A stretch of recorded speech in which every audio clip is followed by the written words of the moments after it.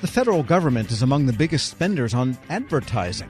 At about $1.3 billion a year, it's in the top 25 U.S. spenders.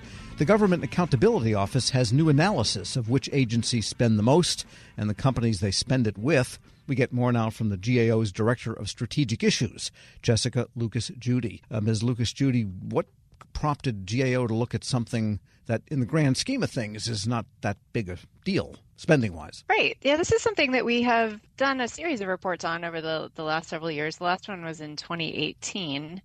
And there are members of Congress who are interested in this and involved in small businesses and primarily wanting to know what kinds of businesses are getting these contracts and, what sort of opportunities are available, and are the people who are, being communicated with, the ones who would be the recipients of the messages from federal agencies, are they, represented in the companies that are getting those contracts? All right. And do we know who? I imagine it's the Department of Defense that spends the most, I'm guessing, because of recruitment efforts by the armed services. Right. That is definitely a big part of their advertising. So, when you think about federal government, you don't necessarily think about advertising, but just like you said, recruitment is a big category, public awareness about health issues, or, what to do in the case of a disaster, advertising about the kinds of services that agencies provide and how to access them. Those are all very important messages that come from government agencies. So just like you said, the Department of Defense is the biggest spender overall.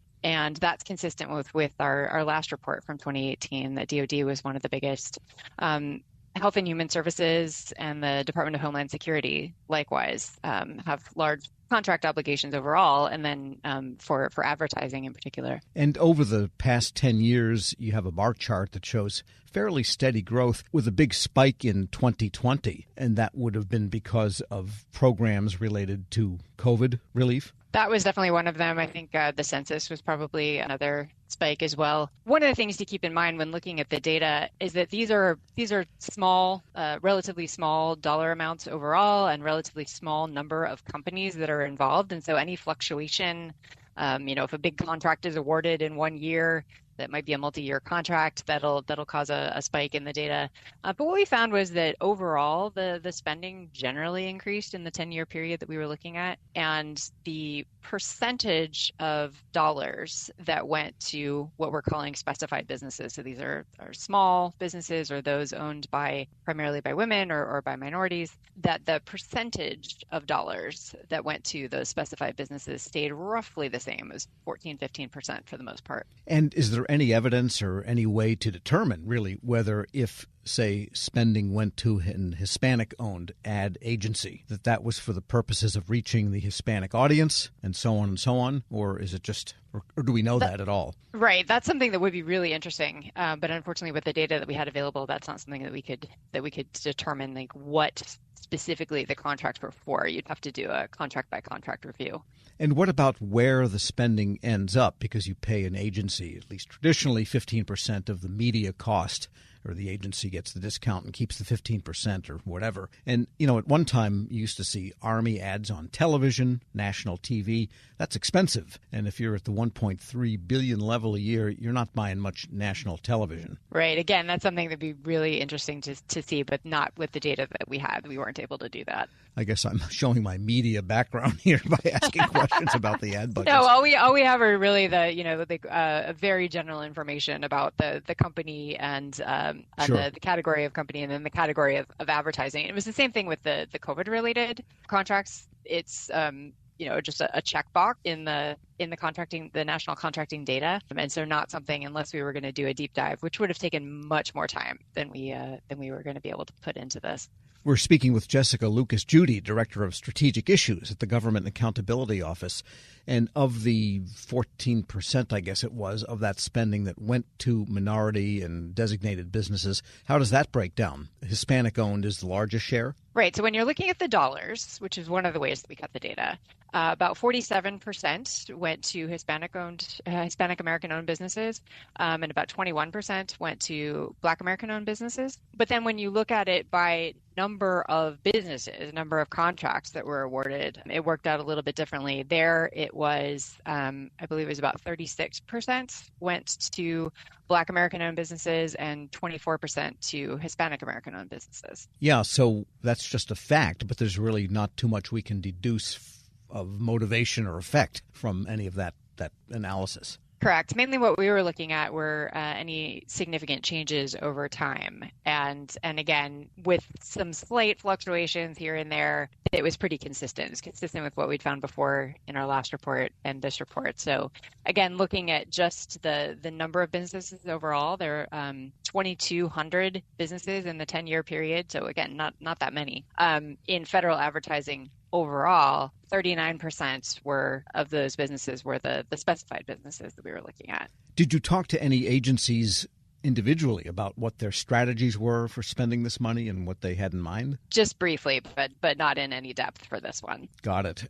So we don't really know whether the advertising spend is effective in terms of what their objectives were necessarily. Correct. That would have been a different kind of study. And well, let me ask you this: what you said Congress, certain members are interested in this. This is why they call up GAO since you work for Congress. What was their objective in having you do the study, do you think? Again, they were just interested in the makeup of the companies that are getting these contracts and wanting to make sure that that they're having an opportunity to get into these contracts and be able to communicate with the populations that they come from.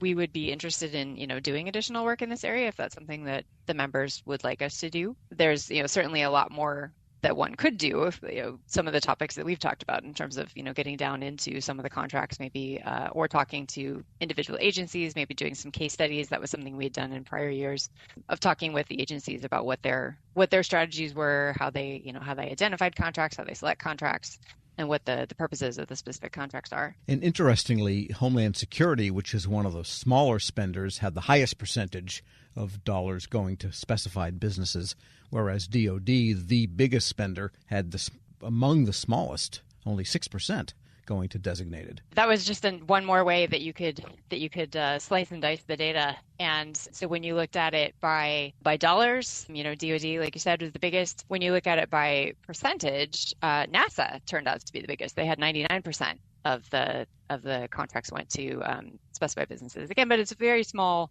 dollar amount overall. So again, one or two contracts one way or the other can really sway the difference. Sure, yeah. I'm trying to think, why would NASA advertise at all? I guess, well, maybe jobs. Public awareness, recruitment, all those things. Yeah, got it.